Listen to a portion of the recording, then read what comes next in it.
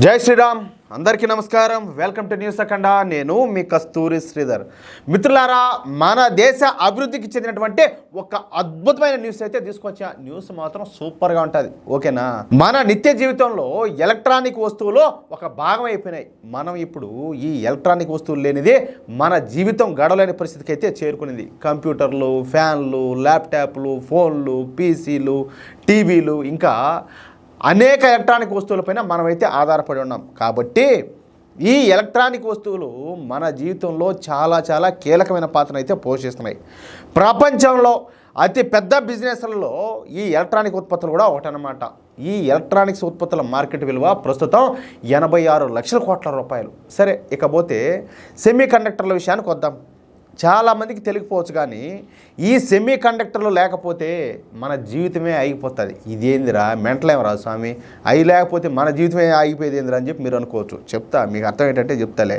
ఎందుకంటే మనం ఎలక్ట్రానిక్ వస్తువులు మన జీవితంలో ఒక భాగం అయిపోయినాయని చెప్పి చెప్పుకున్నాం కదా. అయితే ఆ ఎలక్ట్రానిక్ వస్తువులు పనిచేయాలి అంటే అందుకు సెమీ కండక్టర్లు అనేటివి బాగా కీలకం అన్నమాట.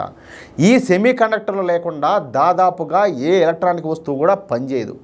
మనుషులకు గుండె ఎలానో అది ఎట్టయితే పనిచేస్తుందో ఈ ఎలక్ట్రానిక్ పరికరాలు అలా పనిచేస్తాయి.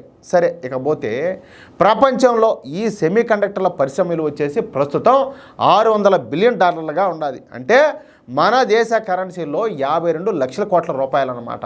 ఈ ప్రపంచంలో ముడి చమురు, ఆయుధాలు, ఈ ఫార్మాస్యూటికల్స్, ఎలక్ట్రానిక్స్ ఉత్పత్తుల తర్వాత అతి పెద్ద బిజినెస్ వచ్చేసి ఈ సెమీ కండక్టర్ల వ్యాపారమే.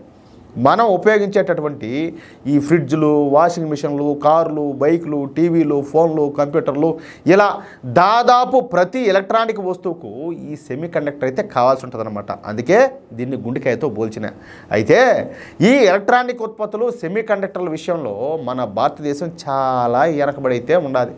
నిజానికి 2014 కంటే 2024 నాటికే మనం అనేక రెట్లు ఎక్కువగా ఈ ఎలక్ట్రానిక్ పరికరాలను అయితే ఉత్పత్తి చేస్తున్నాం. కానీ అది ఎంత మాత్రం కూడా సరిపోవడంలే. మన దేశానికి అవసరమైనటువంటి ఈ ఎలక్ట్రానిక్ వస్తువులు, సెమీ కండక్టర్లు, ఇతర విడిభాగాలను మనం చైనా, అదేవిధంగా తైవాను, దక్షిణ కొరియా, జపాన్ దేశాల నుంచి కొనుగోలు అయితే చేయాల్సి వస్తుంది. ముఖ్యంగా ఈ 2 రంగాలను చైనా చక్కగా ఉపయోగించుకుంటుంది.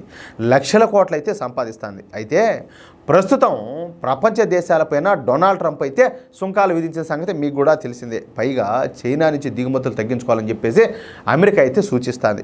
రేపు ఇంకొక అమెరికా అధ్యక్షుడు వస్తే ఇంకోలా ప్రవర్తించే అవకాశం అయితే ఉండాలి. అందుకే ఇక నుంచి విదేశాలపైన ఆధారపడకుండా స్వతంత్రంగా ఈ ఎలక్ట్రానిక్స్, అదేవిధంగా సెమీ కండక్టర్లను, అదేవిధంగా ఇతర విడిభాగాలను మనం స్వదేశీయంగానే తయారు చేసేలా దేశీయ సంస్థలను ప్రోత్సహించాలని చెప్పేసి మోడీ ప్రభుత్వం నిర్ణయించింది. ఈ క్రమంలోనే DLI స్కీమ్ను అయితే ప్రవేశపెట్టినారు. ఈ స్కీమ్ విలువ $4 బిలియన్, అంటే 34,400 కోట్ల రూపాయలు అనమాట. ఈ స్కీమ్ ద్వారా మన దేశంలో ఎలక్ట్రానిక్స్ వస్తువులను తయారు చేసేటటువంటి 30 సంస్థలకు, అలాగే సెమీ కండక్టర్లను తయారు చేసేటటువంటి 30 సంస్థలకు ఈ ఆర్థిక సాయం చేస్తారన్నమాట.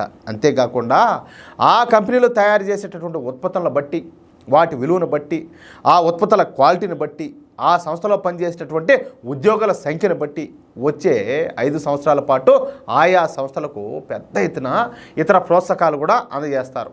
ముఖ్యంగా ఈ మోడెం, చిప్సెట్లు, వైఫై చిప్స్, LED స్క్రీన్లు, జియో లొకేషన్ చిప్స్, 5G రిసీవర్లు, power electronics, security systems, industrial control systems వంటి ఉత్పత్తులను తయారు చేసేటటువంటి సంస్థలకు ఈ రాయితీలు, ప్రోత్సాహకాలు అయితే కల్పించున్నారు. అంటే ఇక నుంచి విదేశీ పెట్టుబడుల కోసం ఎదురు చూడకుండా మనమే స్వదేశీయంగా మనకు కావాల్సినటువంటి ఈ ఎలక్ట్రానిక్స్ ఉత్పత్తులను, అదేవిధంగా సెమీ కండక్టర్లను, విడిభాగాలను తయారు చేసుకోబోతున్నాం అనమాట. అర్థమవుతుందా? ఇది మోడీ అంటే.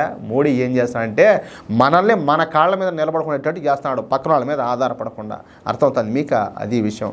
మిత్రులారా, ఈ న్యూస్ కనుక మీకు నచ్చినట్లయితే ఖచ్చితంగా ఈ న్యూస్ నలుగురికి షేర్ చేయండి. అదేవిధంగా ప్రతి ఒక్కరు కూడా మీ యొక్క అమూల్యమైన అభిప్రాయాలను తప్పనిసరిగా కామెంట్ రూపంలో తెలియజేయండి. అలాగే ఇంతవరకు మీరు కనుక మన ఛానల్ సబ్స్క్రైబ్ చేసుకున్నట్లయితే ప్రతి ఒక్కరు కూడా మన ఛానల్ సబ్స్క్రైబ్ చేసుకోండి, సపోర్ట్ చేయండి ప్లీజ్. జై శ్రీరామ్.